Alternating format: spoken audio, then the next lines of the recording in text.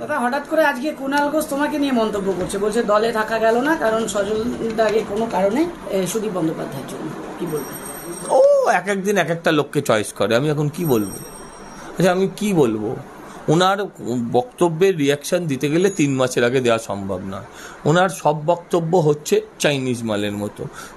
3 দিন আজকে থেকে 2 মাস আগে আমার বাপ তুলে খিস্তি করেছে যে লোকটা টিভিতে বসে, আজকে যদি বলে যে ওই ছেলেটাকে দলে রাখতে চাই, আমি একটা মানে ওর চোখে গত 2 মাস আগে ও যেটা বলেছে সেই হিসেবে দেখতে গেলে আমি আমার পরিবার সবই অত্যন্ত খারাপ, নোংরা, আর তাকেও দলে রাখতে চায়। একজনকে বলছে বড় শাহজাহান, আর শাহজাহান যে সন্দেশখালী শাহজাহানকে প্রোটেক্ট করার জন্য বলছে মা বোন তুমি কাপড় সরাও, মানে মুখের ঘোমটা তোলো আর কি। ওই শাহজাহানের মতন করে বলেনি কাপড় সরাও কথাটা। তো এই যে বিষয়টা, তো আমি এই কথাগুলোর কি উত্তর দেবো? দেখছি এইসবের কথা কোনো কদিন আগে হঠাৎ বলতে লাগলো তমগ্ন ঘোষের নাম করে, কোনো মানে হয়? ওর বাবা কি রাজনীতি করতো, তার সঙ্গে ওর কি সম্পর্ক? আর সেটাও এখন করেন না। প্রত্যেকের বাবা আছে, এটা জানতে হবে। ও সবার বাবা তোলে, এই তোলে, তো শুভেন্দু অধিকারীর বাবা তুলছে, এখন বলছে শুভেন্দু অধিকারীর সঙ্গে আমার কিসের ঝগড়া। আমি কি করবো এই নিয়ে? দাদা, হঠাৎ করে তৃণমূল কংগ্রেস এখন শুনুন, বোধের উদয় হয়েছে ভালো, আপনারা গিয়ে বলুন যাতে বোধ তাড়াতাড়ি আবার অস্ত না যায়। ওর উদয় অস্ত কতক্ষণে হয় কেউ জানে। দাদা, হঠাৎ করে সমস্ত পদ থেকে ইস্তফা দিয়েছে কুণাল ঘোষ এবং একটা নাটক হচ্ছে। তৃণমূলীরা মল আর মূত্র ছাড়া কিচ্ছু ত্যাগ করে না। হাসছেন কেন? এটা সত্যি কথাই তো।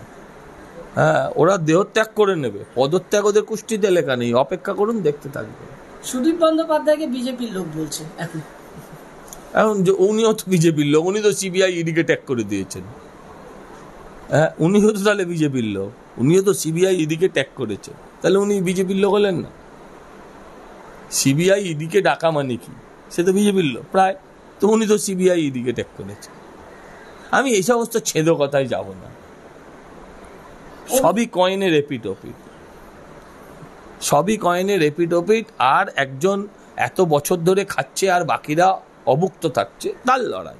কে খাবে আর কে খাবে না, এটা তার লড়াই। ওদের দলের মধ্যে এখন মেন স্লোগান হচ্ছে কেউ খাবে আর কেউ খাবে না, তা হবে না, সবাইকে খেতে দিতে হবে। সিনিয়রদের সরানোর এত তাগিদ কিসের? আর সিনিয়রদেরই বা থেকে যাওয়ার এত তাগিদ কিসের? দুটোই, একটাই কারণ, খাওয়া মানে ডাল ভাত রুটি তো নয়। আপনি বোঝেন কি কি খায় তৃণমূলীরা? ডাল ভাত খায় না, ওরা ওই কয়লা বালি, হ্যাঁ, জ্যান্ত গরুর মাংস না, ওইসব খায় না। অভিজিৎ গঙ্গোপাধ্যায় সূত্রের খবর যে বিজেপিতে জয়েন করছে, তো এটা বা সূত্রের কি আছে? উনি রাজনীতিতে আসছেন, ছাড়ছেন, প্রফেশন ছাড়ছেন, বা ওনার চাকরি পেশা ছাড়ছেন, এটা তো ঘোষিত। আর রাজনীতিতে এলে একটা ভদ্রলোক কোন রাজনীতিতে যাবে? বলুন তো, একটা যে কোনো লোক, কোনো ভদ্রলোক আজকের দিনে তৃণমূলে যাবে না। তৃণমূলে গেলে একটা ধরুন গিয়ে অভিষেক বন্দ্যোপাধ্যায় গেলে মানে চোরের দলে যাবে না। আচ্ছা, যারা শূন্য ইন্টু শূন্য করলে কি হয় বলুন না? 0 ইন্টু 0 হলে কি হয়? শূন্যই হয়। 0 ডিভাইডেড করলে শূন্যই হয়। 0-র সঙ্গে 0 প্লাস করলে শূন্যই হয়। 0-র সঙ্গে 0 মাইনাস করলে শূন্যই হয়। তো দুটো 0 এক হলে বড়জোর মহাশূন্য হতে পারে কংগ্রেস আর সিপিএম। তো সেখানেই বা কেন যাবে? দেশকে এগোতে, দেশের অগ্রগতি, দেশের প্রগতি, দেশকে জগৎ সভায়, ভারত আবার জগৎ সভায় শ্রেষ্ঠ আসন লবে, এই যে এটা তো কোনো কবিতা নয়, এটা তো হঠাৎ ছন্দ মেলানো নয়, এটা তো আমার মনের চাহিদা, এটা আমার মনের ডিমান্ড। সেই ডিমান্ডের পথে যদি এগোতে হয় তাহলে আপনার কাছে কি অপশান আছে? পাপ্পুর দল না নরেন্দ্র দামোদর মোদীর হাত? আপনি কোনটা ধরবেন? আপনি আমায় বলুন। কিন্তু তৃণমূল যে বারবার বলতো যে অভিজিৎ গঙ্গোপাধ্যায়কে এই বিচারপতির আসন ছেড়ে দিয়ে তাকে রাজনীতি করা উচিত, তো বিচারপতির আসন ছাড়ার পর রাজনীতি করবে? বিচারপতির আসনে বসে রাজনীতি করেনি। বিচারপতির আসনে বসে এখন ওইসব বললে হবে? ও সব তো আমলাগুলো পার্টিতে ঢুকছে, অভিষেক বন্দ্যোপাধ্যায় অনেক আমলা, অনেক সাংবাদিক, অনেক আমলা সাংবাদিক, তাদেরকে তো এখনো তো কদিন আগে একটা সাংবাদিককে উনি রাজ্যসভায় পাঠাচ্ছেন। তো তাহলে তাকে আপনি কি বলবেন? তাকে আপনি কি বলেন? আমরা এখনো বিশ্বাস করি যে সাংবাদিক যে কোনো রাজনৈতিক দলের থেকে হতে পারেন, কিন্তু তিনি যখন কলমটা নিয়ে বসবেন তখন তিনি নিরপেক্ষ। আবার যখন একজন বিচারপতি বিচারকের আসনে বসেন তখন তিনি নিরপেক্ষ।